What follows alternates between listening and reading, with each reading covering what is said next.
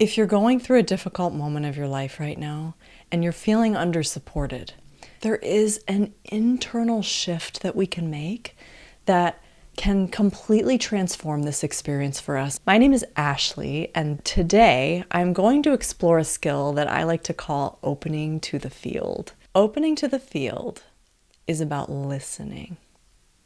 It's about listening to the space around us and welcoming in the wisdom that's there. There's no required set of beliefs that you need to have in order to do this. What's important is the internal shift that happens when we show up in a state of humility, of not knowing, when we're asking for support. That shift is the magic that makes this work. And so if this is something that you have not done before, I think you may actually be surprised by what happens when you try this. I was shocked by what happened when I started doing this. This shifted my entire life. This practice is the difference between feeling alone and feeling supported during a tough time. It's the difference between feeling lost and feeling guided. Like the insights we need are actually coming in real time. It's the difference between feeling hopeless and receiving hope in our bodies. And so what I want to do next is dig into the meat of how this actually works. How do we actually start practicing this so that we can get these kinds of results when we're having a hard time? So let's go through a little bit of an exercise. I want to walk you through step by step one way to approach this practice. First, we're going to find a quiet space. Okay, so this can be inside, it can be outside, any place that feels good to you, as long as it feels like you can be relaxed, calm, and focused. And so then we're going to close our eyes. And I like to put my hand on my heart. But we can put our hands into a prayer posture. We can put our hands palm down on our knees, whatever feels supportive for you. Then we're centering ourselves, tuning in to the body, particularly the center of the body. So the heart, the solar plexus, which is kind of near the sternum, maybe a little below, the belly, the sacrum, like the sacral chakra. We're finding our center, wherever feels like the center of our being. It's going to be a little different for everybody, and sometimes it may even feel like on different days it's in a slightly different spot. So just feeling. We're tuning into our physical bodies. We're dropping our consciousness down from the mind into the body. It may take some time to arrive here because remember, we're coming out of our busy lives most of the time.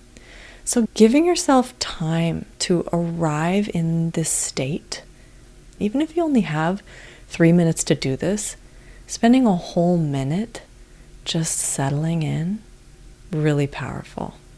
Once we feel centered, what we're doing is asking questions. What I recommend is speaking the questions out loud, if you're willing to try that. When we hear our own voice and the tone that we have, it helps us to determine how we're showing up. And I think that the posture we bring is the most important component of this. So I think that speaking aloud can really help us connect with the state of being that we're bringing to this. The state of being that we're aiming for here is an internal posture of asking, of not knowing, of not having all the answers. It's a state of humility, a state of inviting, opening up to possibilities and insight. And so then the questions that we ask, these are questions that I think have to be personal, but I'm going to give a few examples. So they're things like, can you help me? What do I need to see? What do I need to know? Can you help me understand? What's here for me? Right? It's those kinds of questions. And then we're listening. This part, the listening part, can be a little bit tricky. And so I'd like to go through a few examples of what the information can look like that comes in so that we're aware of all the different things that we might be looking for.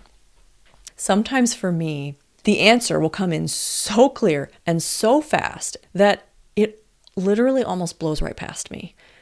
The very first thing that comes in, as soon as I've gotten the question out, it's important for me to pay attention to that, because otherwise my own mental chatter, my reactions, it can almost overtake the initial little piece of insight that comes in. Sometimes the answer that comes in is just quiet, silence. That can feel like, well, I'm just not getting anything. It's nothing. But what I've learned to do is to take a moment to let the silence work on me. After I've spent the time to receive that answer, sometimes I'll ask again, but just remembering that sometimes peaceful quiet in itself can be an answer. Sometimes answers or information comes in as words, like a voice. Sometimes it comes in as images, as a feeling, as just a knowing.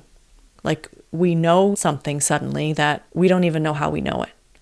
And so there's all these different languages that wisdom can speak in. There are a few important traps to avoid that we can keep in mind. The first thing I want to mention is that the field cannot abandon you. So the field of awareness, the field of consciousness is not a human being, and it does not have human wounds.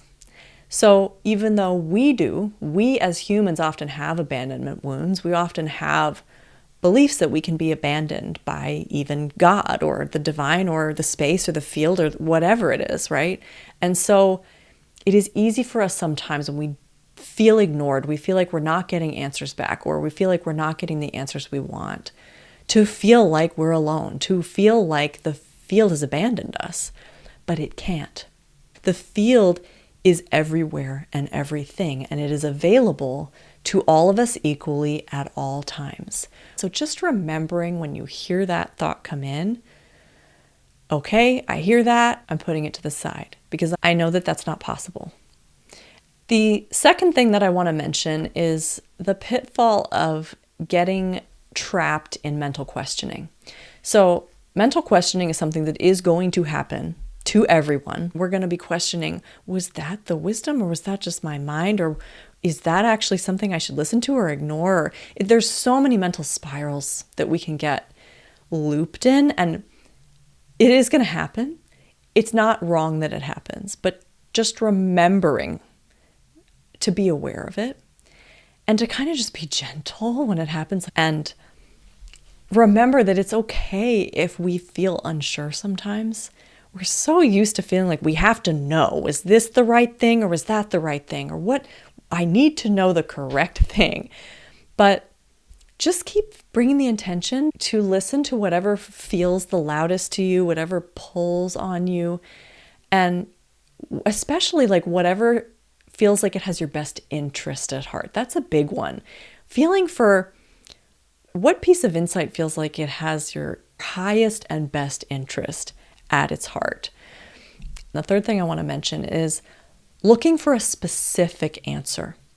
We can be very linear in our thinking. I think we're all kind of conditioned that way, that we're asking a question and we want the answer to that question. But if we start asking things like, tell me what I should do, then we're listening for an answer that is an action, sometimes we're not going to get anything because we're asking on this linear track. And wisdom doesn't operate that way. That's how we want things to operate, but that's not how things actually always work.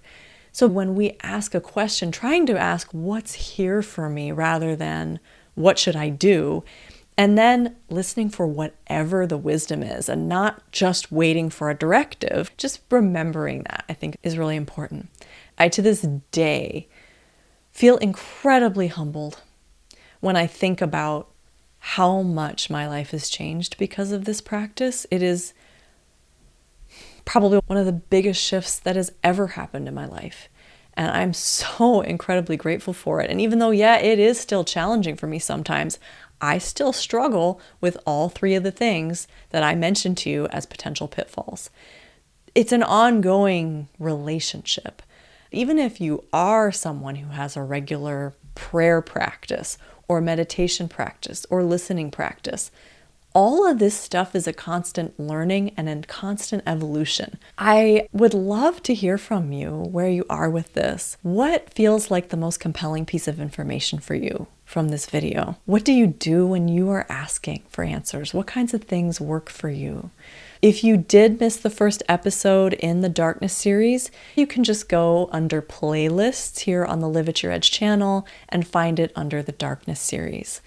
Thank you so much for hanging out with me today, and I will see you next time.